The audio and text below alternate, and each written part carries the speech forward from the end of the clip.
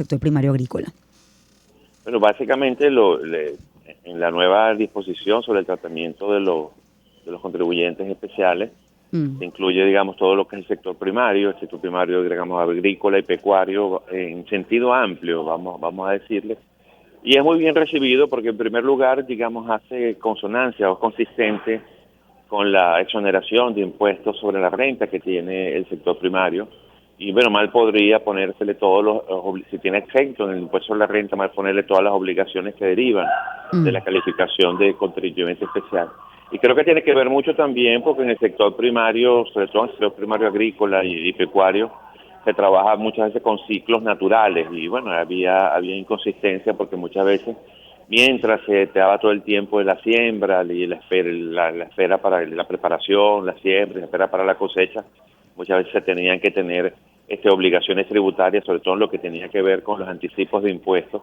De alguna manera estaban pegando muy duro a los empresarios del sector primario, y yo creo que salirse pues de esa condición y en una condición especial, yo creo que tiene que ver consistencia con la declaración de exoneración y además con la naturaleza del negocio y especialmente en las circunstancias actuales de dificultad de flujo de caja que hay en todos los sectores de la economía, pero especialmente en los que son de capital intensivo, y la agricultura y la ganadería son de capital intensivo, y ante la falta de financiamiento bancario, las dificultades inclusive para otro tipo de financiamiento no tan ortodoxo, yo creo que es una medida que de alguna manera viene a estimular y a digamos, facilitar un poco pues el ejercicio de las actividades primarias. Así que creo que hay un beneplácito en el sector, y bueno, y esperamos que se sigan estudiando algunos casos en otros sectores para poder ir ampliando, sobre todo lo que tiene que ver con el tema de retenciones, que implica mucho. Sí. ¿Por qué decimos esto? Porque buena parte de la recuperación que tuvimos el año pasado se debe a la microeconomía. La microeconomía es lo que hacemos los agentes económicos en cada uno de nuestros espacios. Y buena parte de esa recuperación se debe a la dolarización que trajo como consecuencia el renacimiento del crédito comercial. ¿Y qué es lo que está pasando? Que bueno, muchos agentes económicos venden a crédito, venden a 30 días, quizás hasta un poco más, y muchas veces no hemos recibido el pago de las mercancías que hemos vendido y ya tenemos que estar enterando las retenciones tanto de IVA como de impuestos sobre la renta, lo que hace aún más, digamos, una presión aún más sobre los flujos de caja que, como te decía anteriormente, ni el sector primario ni los demás sectores hemos tenido acceso suficiente al crédito por la lucha que se le está dando, la prioridad que se le está dando a la lucha a la inflación, que de alguna manera me tiene restringido el circulante y todo el tema del caje bancario, que debe ser conocimiento de tus oyentes. ¿Qué otros sectores considera Fede Cámaras que debería evaluarse el tema del IGTF, ¿no? Y no solamente el IGTF, ¿no? Sino realmente la necesidad del cobro del IGTF, bueno, dentro de lo que es la estructura de costos de una empresa o algún servicio que se preste. Sí, fíjate, nosotros fijamos posición al respecto cuando salió la ley y consideramos que las premisas que presentamos pues siguen siendo vigentes, y más o menos te lo resumo de la siguiente forma. Nosotros entendemos perfectamente las dificultades fiscales que estamos teniendo, sabemos el tamaño del presupuesto de la nación, que está alrededor de 12, 13 mil millones de dólares, muy lejos de lo que era el gasto público necesario para mantener la Venezuela que conocíamos. Y en ese sentido tenemos que entender que bueno, ya hay necesidades fiscales. Lo que a nosotros nos pareció es que la tasa es muy alta y que esos son impuestos que deben ser, digamos, de manera, digamos, temporal, no pueden ser impuestos para quedarse, son impuestos, digamos, porque son impuestos muy regresivos y sobre todo afectan muchísimo al que menos posibilidades tiene. Y una tasa de 3 es muy alta, sobre todo si tú entiendes que es una cadena, ¿no? Y en una cadena de valor, en cada uno de los eslabones de la cadena, vas a cobrar, digamos, un porcentaje, el 2, el 3, al final está teniendo un efecto, digamos, en los precios importantes.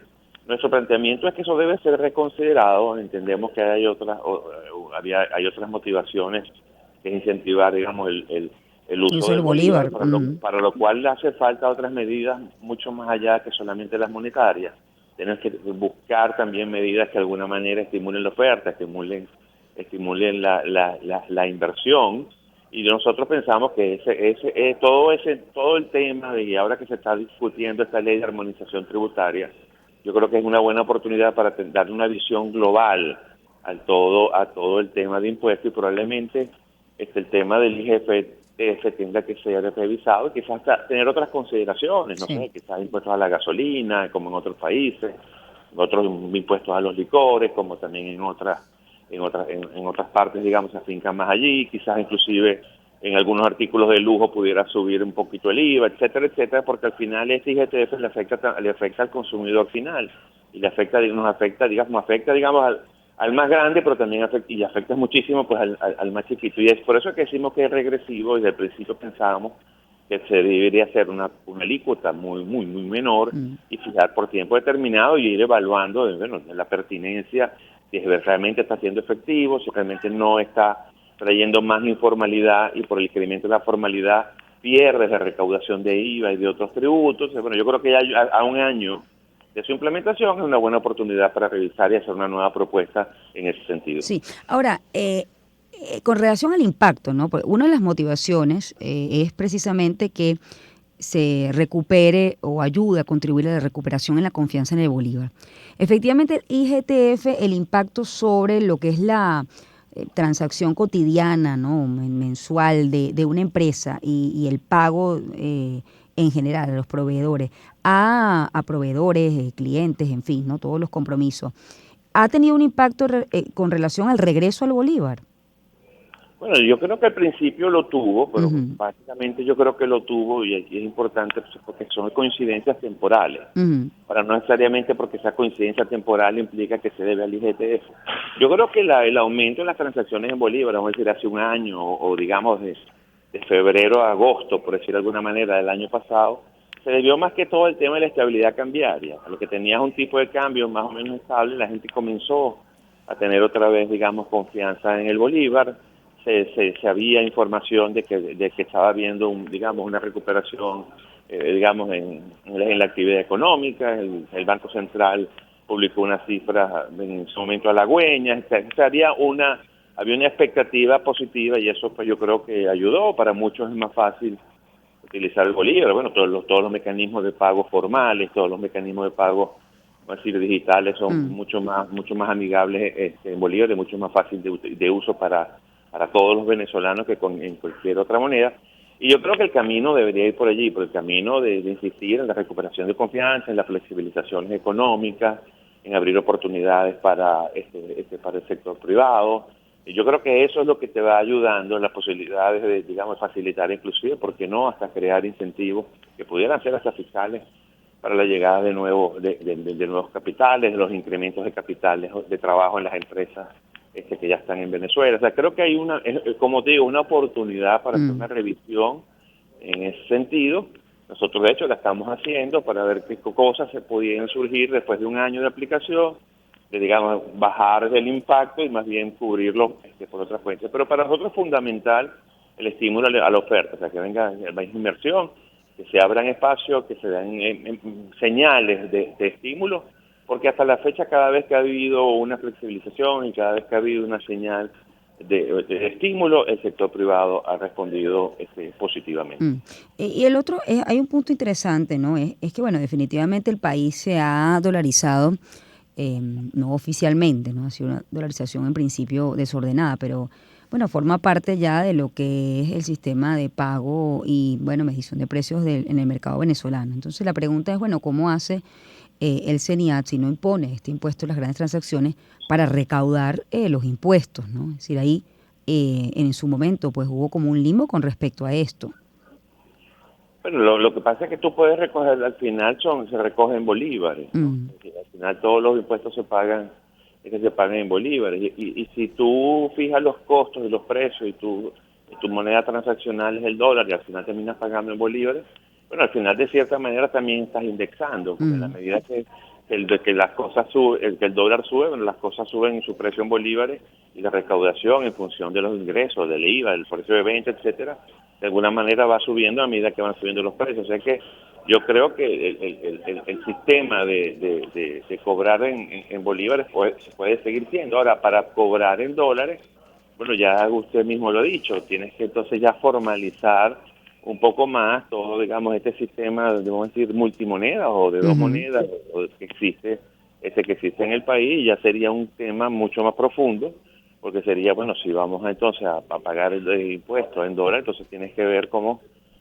permites el pago en esa moneda o en otras monedas dentro del sistema bancario, cómo permites la compensación en esa moneda dentro del sistema bancario, y ya esos son, digamos, medidas más profundas, y que habría que ver, bueno, en la medida en que tú profundizas eso, qué efecto puede tener sobre el circulante en bolívares, sobre la política monetaria que se maneja en bolívares, sobre el señoriaje que deben tener el Banco Central y las autoridades monetarias sobre la moneda nacional. O sea, yo creo que ahí hay debates, digamos, muy profundos. Nosotros entendemos que esta medida, digamos, del IGTF, y insistimos, debe seguir siendo temporal, y creo que es un buen momento para evaluar su efecto y qué mejoras se deben hacer, como te lo decía en el sentido anterior, quizás sustituir eso por otros, porque tiene un efecto regresivo y lo paga sobre todo, digamos, el consumidor final. Y afecta, por supuesto, a quienes menos tienen. Sí.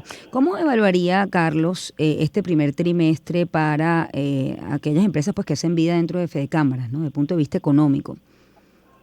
Mira, como decíamos en enero, y creo que se mantiene más o menos similares, pues quizás el año comenzó como menos despejado de lo que comenzó el año anterior. Realmente los efectos que sabemos en el tema de depreciación de la moneda y de inflación que se vivieron en los últimos trimestres del año, en el último trimestre del año, sobre todo en los últimos meses, vamos a decir, fue como inesperado para muchos. Se venía de un proceso más o menos de estabilización, y ese salto, digamos, pues, salió un poco pues de las perspectivas que se estaban manejando. En ninguno de los escenarios que los más destacados economistas nos presentaban nunca vimos que cerráramos el año en un tipo de cambio de esa manera. Bueno, por supuesto, ya tú lo has dicho muy bien, tiene efectos sobre los precios. Lamentablemente los ingresos de los ciudadanos siempre vienen como que detrás del aumento de precios, y creo que fue muy sano que en el primer trimestre del año se haya retomado el énfasis y la prioridad en la lucha contra la inflación. Vemos que en febrero hubo una inflación menor que en enero, marzo todo aplica que va a ser una inflación también menor que febrero, y eso tenemos que apoyarlo, eso tenemos que entenderlo con las dificultades que puede tener, porque la inflación desatada es el más pernicioso de los impuestos, es el más empobrecedor de todos los efectos que puede haber sobre la economía, porque bueno, pues la pérdida del valor de la moneda. Ahora, muy bien, ahora esto por supuesto ha afectado, digamos, el consumo de manera importante, y obviamente pues el primer trimestre, digamos, comparado, uno debe comparar primer trimestre contra primer trimestre del año pasado. Probablemente tengamos una economía del primer trimestre del 23 muy similar en tamaño a la del 2022, pudiera ser un poquito más pequeña, pudiera ser un poquito más grande, pero si la comparamos con el cuarto trimestre, que nos he dado compararlo, porque Venezuela, la temporada de diciembre siempre es la más importante, pero quizás la diferencia del primer trimestre 23 contra el último trimestre del 22 va a ser más marcada que la del último trimestre 21 con la del primer trimestre del 22, y se va a notar pues que de alguna manera una ralentización en la actividad. Yo le agradezco mucho, Carlos, por esta información y bueno, la opinión de Fedecámaras, ¿no? Como presidente de Fedecámaras, de lo que ha autorizado el CENIAT, ha exonerado el IGTF, al menos y el IVA, al menos en el sector primario agrícola. Vamos a hacer una pausa. Gracias, Carlos. 7:23, ya volvemos.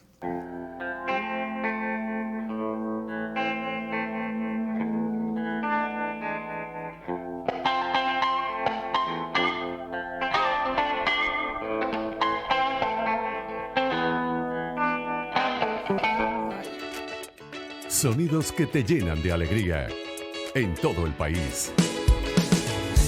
Onda 107.9 en Caracas. Onda 104.5 en Barquisimeto. Onda 91.5 en Puerto La Cruz. Onda 107.3 en Maracaibo. Onda 103.5 en Ciudad Bolívar. Son las voces que te acompañan en tu día a día.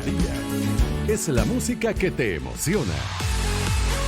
Onda 90.3 en Acarigua. Onda 105.3 en Mérida. Turismo 105.5 en La Guaira. Onda 96.3 en Maturín. Supernova 103.9 en Guarenas. Onda 100.9 en Valencia. Onda 105.1 en Margarita. Al mejor estilo, Circuito Onda. Onda. La Superestación.